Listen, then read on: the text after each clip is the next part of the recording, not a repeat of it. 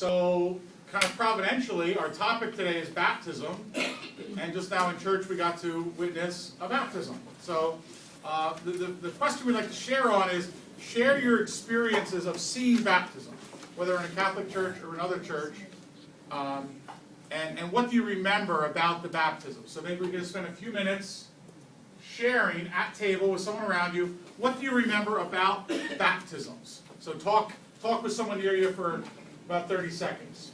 What strikes you? Maybe the baptism we just watched, what was it about that baptism that made you go, huh, that's interesting. Talk to each other.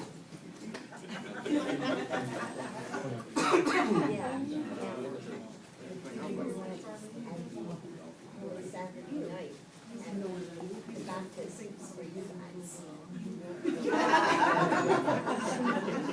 It's not going to be that simple. Okay, your father has a pool. So what did you think was interesting about it? All right, so what is it? What strikes you at baptisms? Yeah, full immersion. What are some things? You want full immersion? You're going to get it. No, full. I went through all that. I had it. I was baptized as a Baptist many years ago, and the church had a program where they would take the kids on a picnic. And as I was being dunked, I said, "Boy, I can go on this picnic now." Yeah. So that's how I'm going to go on So, the picnic. yeah, being baptized got you going. We call that rice Christians. In Asia, in China, some of the missionaries, if you became a Christian, you got more rice than non-Christians got. So they call them rice Christians, right? What else do you remember about baptisms? What have you experienced?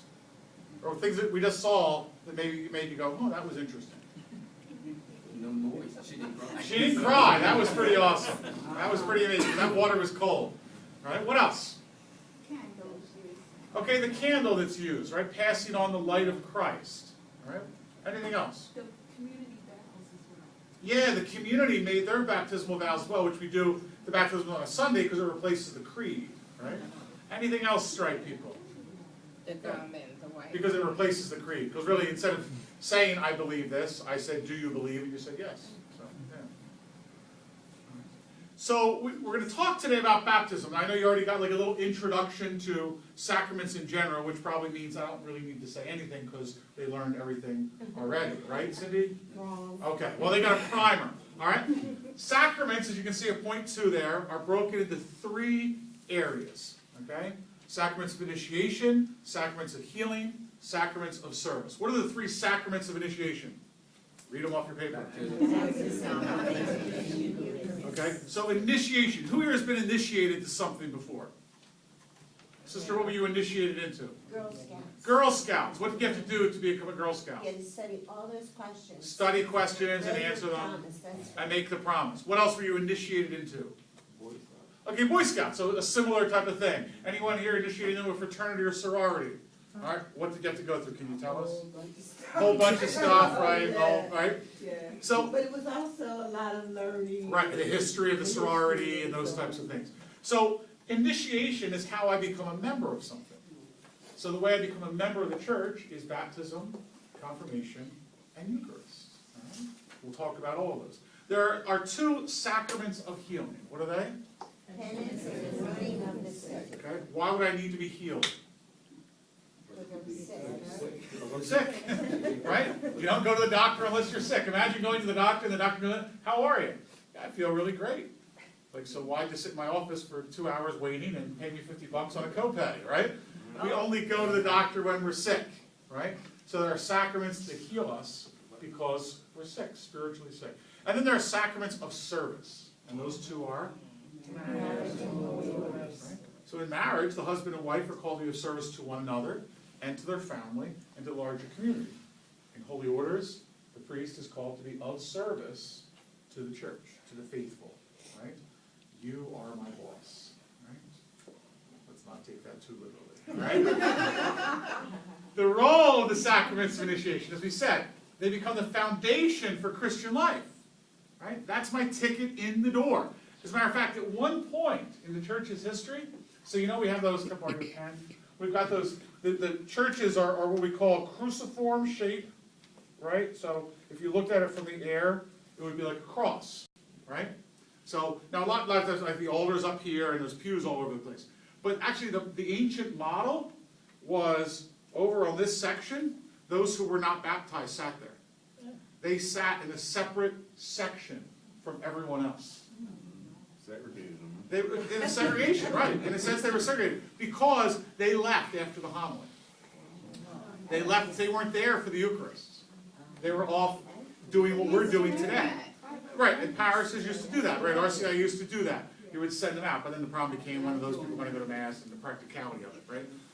But that was the idea, right? That until you were baptized, until you were initiated, you couldn't be in there, okay? Now, it happens, right? You are initiated. But it takes you a while to figure out what that is. Sometimes when we're going through RCIA, people will say, wow, I'm not sure they really understand baptism. So, Bill and Cindy, when you got married, how many years ago? 39. Okay, almost 40 years ago, did you understand marriage? No. Not fully. Not fully. You had some idea, the understanding comes with time, right? Right? Now, George, in your different marriages that you're, because we're still on that plural marriage thing, right?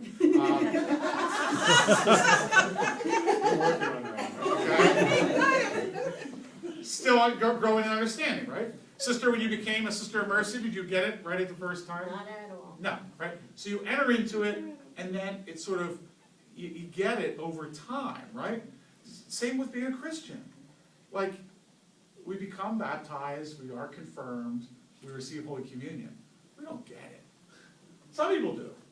Some people do. But most of us, it happens, and then we spend years figuring out what it means that I am a child of God, right? So don't feel the pressure like I need to know everything. Like, they probably didn't let you in the Girl Scouts unless you could answer some of those questions.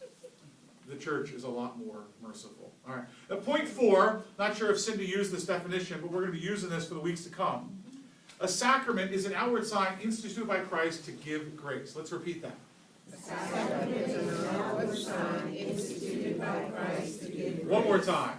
A sacrament is an outward sign instituted by Christ to give grace. Connie, what's a sacrament? The sacrament is an outward sign instituted by Christ to give grace. What we're going to do is we're going to go through all the sacraments, the 7 of them, right? How many sacraments? 7. All right. And those 3 things will be there. So there's always an outward sign. With the sacraments, you can always see something. All right? It was instituted by Christ. At some point in Christ's own life, he started the sacraments. And then thirdly, there's always a grace that is given. Always a grace that is given. So in baptism, what was the outward sign? What did you see? Water being poured over a person. Okay? Over the head of a person, all right? At the Easter Vigil, we'll do it, you'll go into a pool and really get wet big time, right? But water is poured over someone. Water is poured over someone. Got to bring your bathing suit. Yes. It's your 2-piecer for that night, George, right? And the symbol there of going actually into the water is death. Death. Again, in ancient church, they held you underwater. Some of the Baptist churches still do that. Hold you underwater so that when you come up, you go, and you breathe new life. I'm afraid that I'll kill you, so I'm not going to do that, right? But the idea is that you go into a tomb. You go down into the ground. But it's something you can see. With baptism, you see water being poured. It was instituted by Christ. When did Christ begin baptisms? After he's baptized by John. Right, in his own baptism. He gave us the model himself by going out to the River Jordan and being baptized, all right? And there's a grace, actually several graces given in baptism. What are they? You know this without looking at your paper. You're free from sin. Free from sin. So forgiveness of sin is one of the graces of baptism. What's another one?